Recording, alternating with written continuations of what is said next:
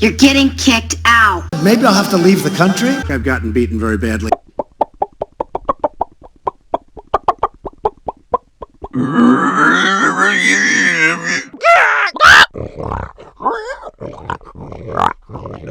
You are welcoming fraud, and you are welcoming illegal voting. Whoa. I just think we have to be very clear. She's charging, the other side is welcoming fraud and welcoming illegal voting. Unless she has more details to back that up, I can't in good countenance continue showing you this. Without any verification measures whatsoever? Well, we're interrupting this because what the President of the United States is saying, in large part, is absolutely untrue. He began, and we're not going to allow it to keep going because it's not true. He began with there were legal votes, and if they only count the legal votes, I easily win. If they count the illegal votes, they're trying to steal the election. There is not a scintilla of evidence that this is true. None. There's only words here. No truth. He said the pollsters knowingly got the polls wrong to create voter suppression. There is no evidence of any kind that this has happened, and he's provided none. He said that there is actually a red wave in this election. That is categorically false. He said there was election interference. There is no evidence to support that, and the president has offered none. He said the polls were fake. In some cases, the polls were wrong. It's been widely discussed that maybe the idea of polling needs to be reinvented. That's for another day. There's no evidence that the polls were, quote, fake. He said that observers were not allowed in to watch the counting of the votes. Categorically false. He said that he won a court challenge on allowing observers in to view. And in fact, he did win a court challenge in Allegheny County in Pennsylvania.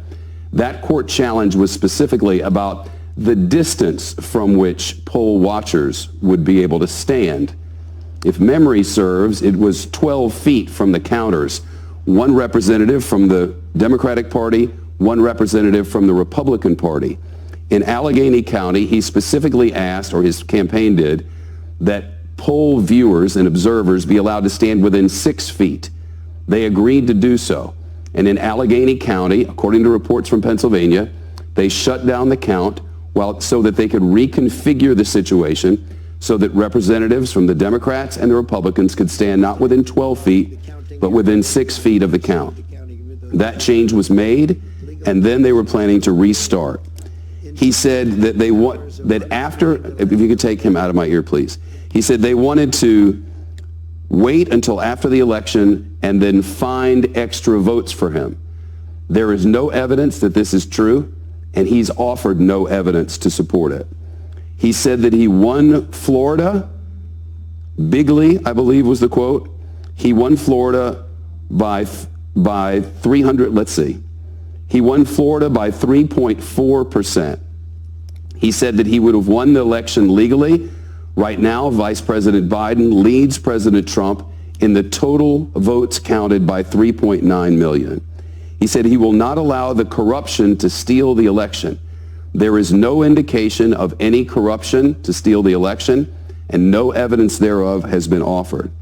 He said that they don't want anyone watching as they count the ballots. This is categorically false. In each case, observers are allowed from both sides of the political aisle to watch the counting happen. He said that they are trying to commit election fraud. Categorically false. In the state of Georgia, the Secretary of State was asked if there had been any voter fraud investigations of yet. And the Secretary of State in the state of Georgia said there have been no complaints of voter fraud by Democrats or Republicans. And as a result, there have been no investigations of voter fraud. The truth is, the count continues. The vote ended at different times as set by law and structure in states and counties across the nation on Election Day, Tuesday, November 3rd. The vote stopped and the counting began. In some cases, ballots were allowed by mail-in as long as postmarked by the end of the day on November 3rd to be counted for a few more days. Pennsylvania, for instance, the Republican-controlled state created rules that allowed for the counting to continue through Friday of this week, so until tomorrow. No votes are being allowed after November the 3rd.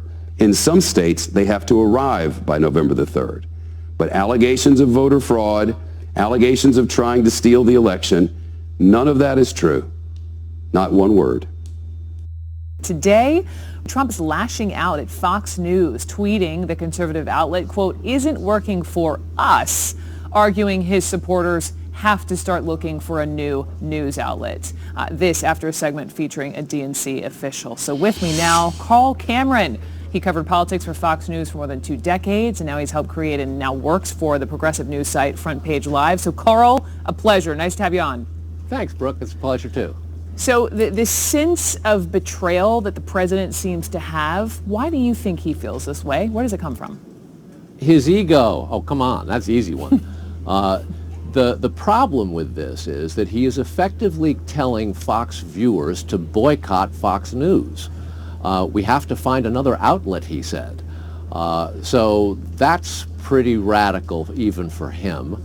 And what he really means is, I need to have more opinion people who will espouse my opinion, because his clash came part of the news department of Fox News Channel, and they were simply talking to Democrats because, by the way, Democrats are part of the election that's coming next year, so it's a good idea to talk to their candidates and talk to their party leaders.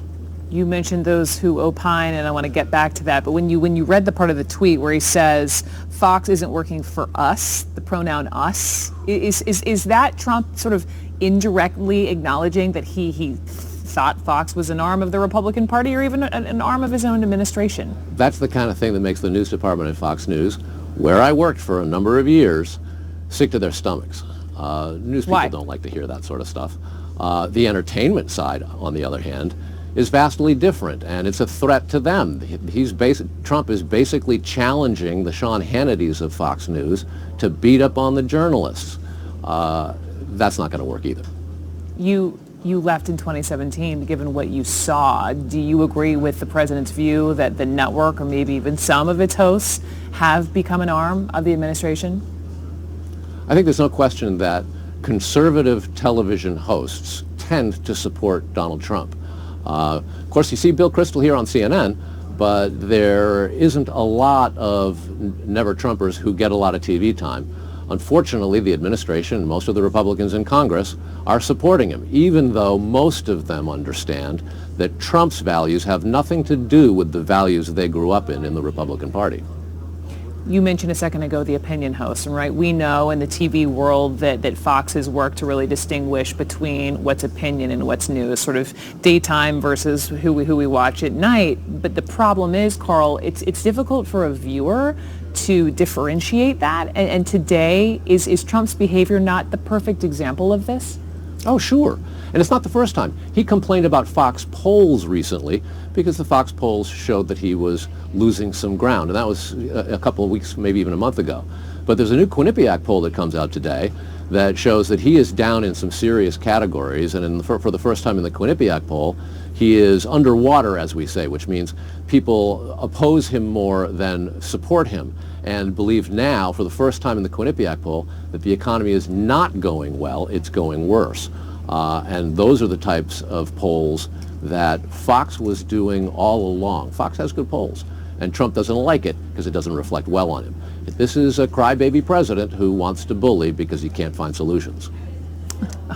On that point, you know, one thing I can't get over in this era, this climate, is the glaring hypocrisy, right? So you take a news item, you know, huge scoop in the Washington Post today, and I'm going to change the, you know, it would be Trump, but I'm going to say this. If then President Obama actually told aides to take any borderland they needed, fast track, a border wall for construction, and then he would pardon them if they get in trouble, which is, let's just remind everyone, against the law, an abuse of power and an abuse of eminent domain. Fill in the blank for me. Sean Hannity would say, go for it. Sean Hannity would say, go for it. Break the law. He'll pardon you. If it were President Obama? No. No, of course not. No, I'm saying if it were, I'm saying that would be treason. Flip the script. That would be treason, and they would lock Thank up the entire administration. Of course. Insofar as it's Trump, he's going to say go for it. I mean, I don't know that. We're speculating. But the point of all of this is that the president has a huge disregard for the values of American history and the traditions that have gotten us to the point where he ended up becoming the president. And he is absolutely devouring them every day.